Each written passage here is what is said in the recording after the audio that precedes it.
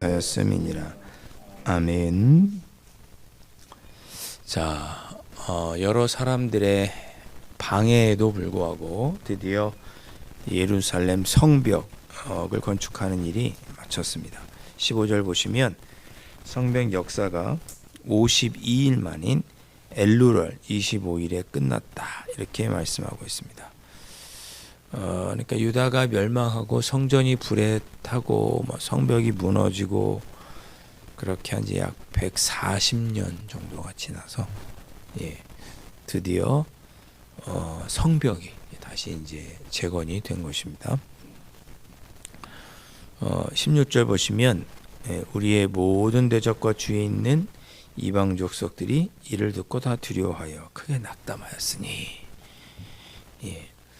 이 주변에 있는 사람들 다 방해하던 사람들이잖아요. 산발락과 도비아, 아라비아 사람들, 그 외에도 암몬 사람들, 여러 사람들이 성벽이 지어지는 것을 원치 않았고 다 반대했습니다.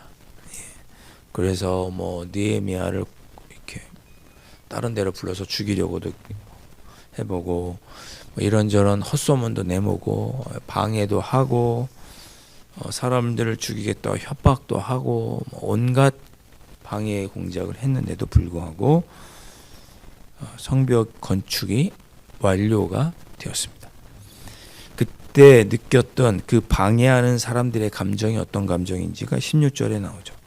다 듣고 두려워하여 크게 낙담하였으니, 그 이유는 하나님께서 이 역사를 이루신 것을 그들도 알았기 때문입니다. 이렇게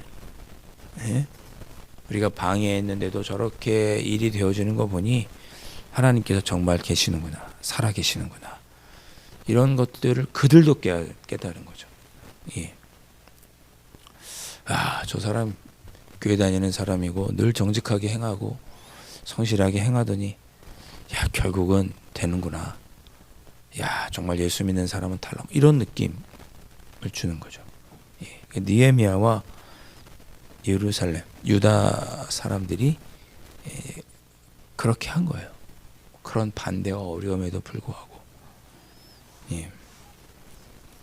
그 말씀을 읽으면서 이제 할렐루야가 저도 절로 터져 나오더라고요. 할렐루야, 할렐루야. 하나님, 제가 하나님의 일을 잘 감당하고 신실하게 주님의 일을 할 때 제 주변에 있는 사람들이 저를 보고 하나님 살아계시는구나, 그리스도인들은 다르구나, 두려워하고 그들도 낙담하고 그럴 정도로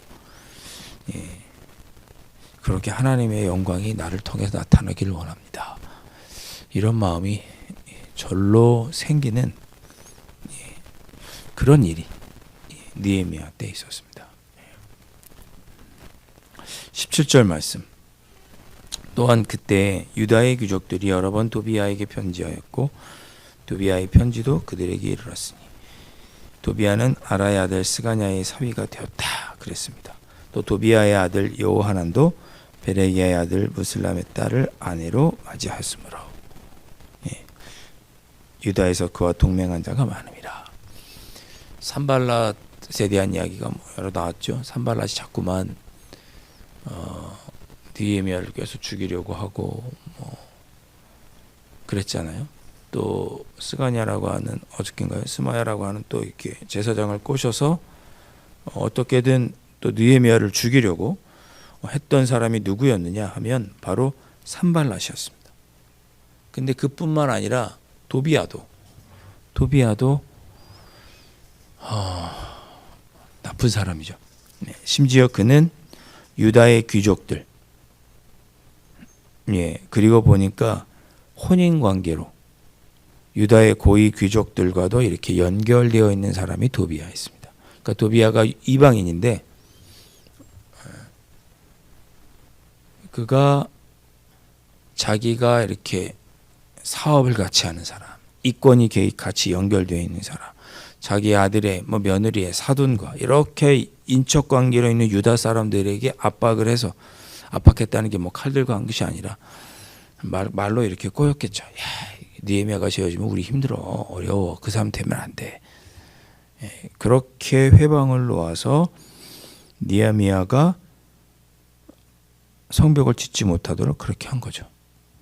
19절 그들이 도비아의 선행을 내 앞에 말하고 또 내 말도 그에게 전하매 그랬습니다. 도비아도 느헤미야가 성벽을 짓지 못하도록 방해한 거예요.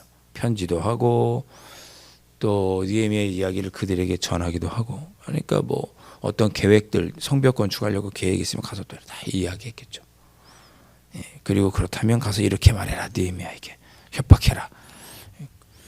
도비아도 그렇게 방해했습니다. 그러나 결국 하나님께서 그 역사를 이루시게 됨으로 성벽이 건축되니 그도 두려워한 것이고, 그뿐만 아니라 유다의 귀족들도, 그와 관련된 이들도 두려워한 거죠.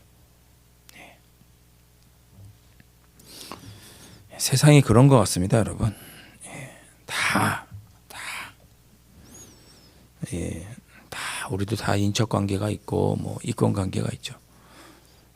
그런 사람들에게 우리도 마음이 빼앗기고, 마음을 뺐다는 게 다른 뜻이 아니고 도와달라고 하면 도와줘야 될 것 같고, 한번 부정을 저지르라고 부탁을 한 번만 눈 감아주면 된다고, 한 번만 봐달라고, 그렇게 인적 관계, 뭐 우리랑 친한 사람, 뭐 고향의 후배, 다 그렇게 세상이 돌아가지 않습니까?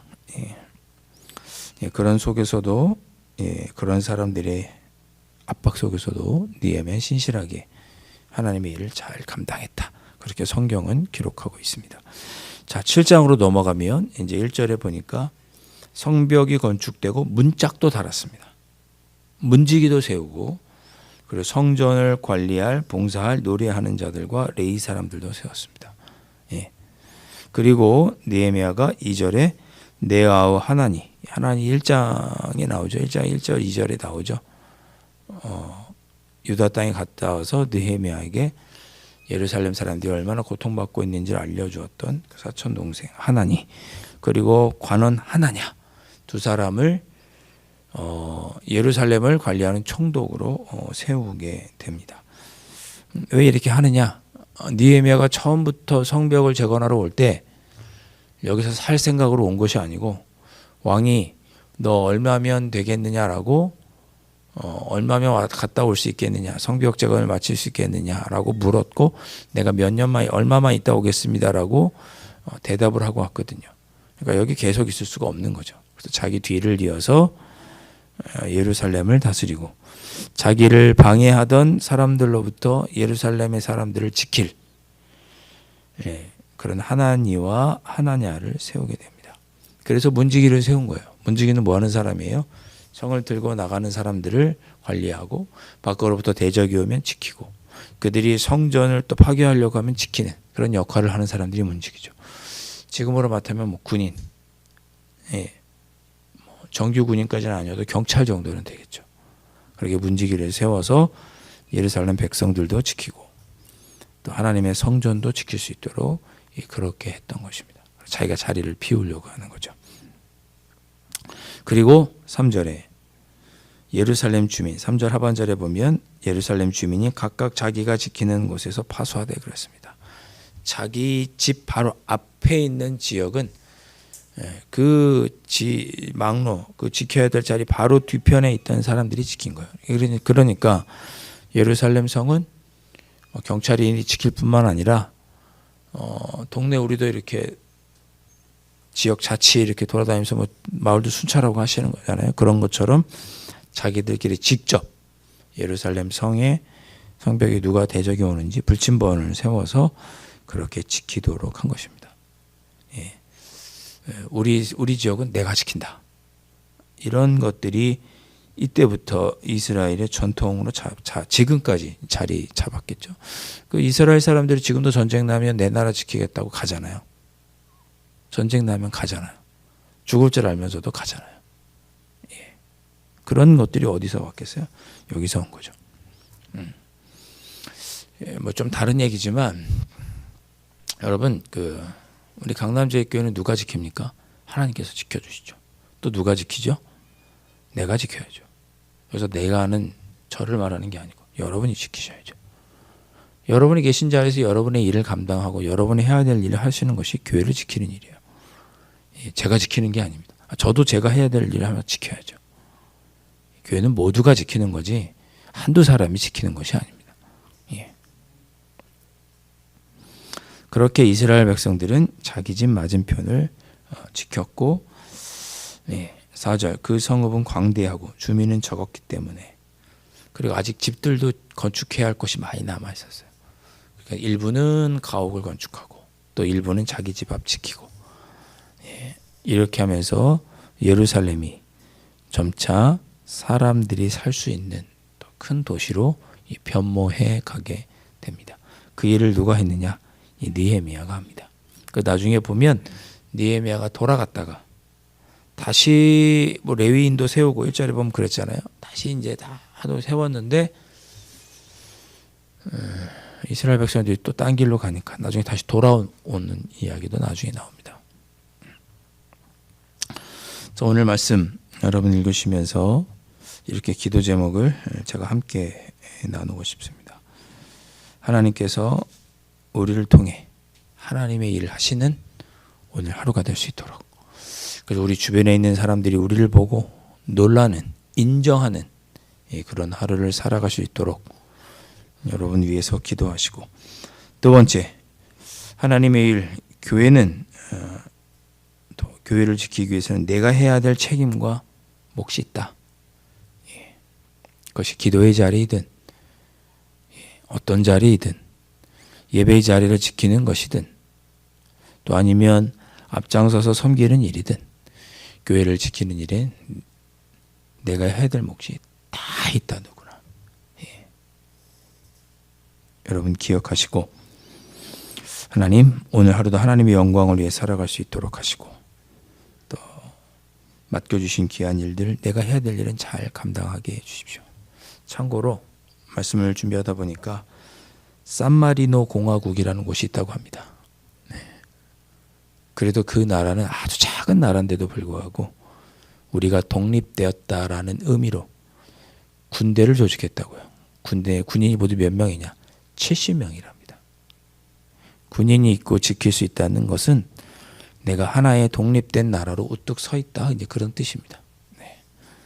우리 교회가 다른 것들에 넘어지지 않고 든든히 서기 위해선 우리 모두가 군인이라는 마음으로 군인도 실제로 계시지만 우리 교회를 지키는 군인이라는 마음가짐으로 여러분들이 내가 해야 될 일들을 감당하실 때 우리 교회가 든든히 서게 될 줄 믿습니다.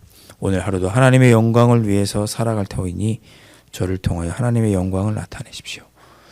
맡겨주신 자리를 통해 주님의 몸된 교회를 지켜가는 저의 삶이 되게 해주십시오.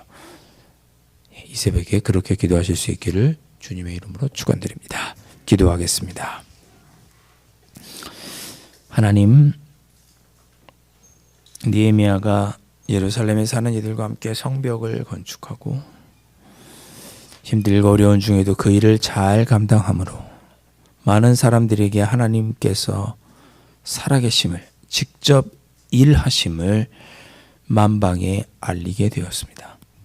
그들의 마음이 두려웠고 낙담하였다고 오늘 우리에게 말씀하여 주셨는데 저희들이 오늘 하나님의 뜻대로 살아 하나님의 영광과 역사를 드러내므로 우리의 주변을 그렇게 변화시킬 수 있는 저희들의 삶이 될 수 있도록 주님 붙잡아 주시고 인도하여 주옵소서. 귀하신 예수 그리스도 이름으로 간절히 기도하옵나이다.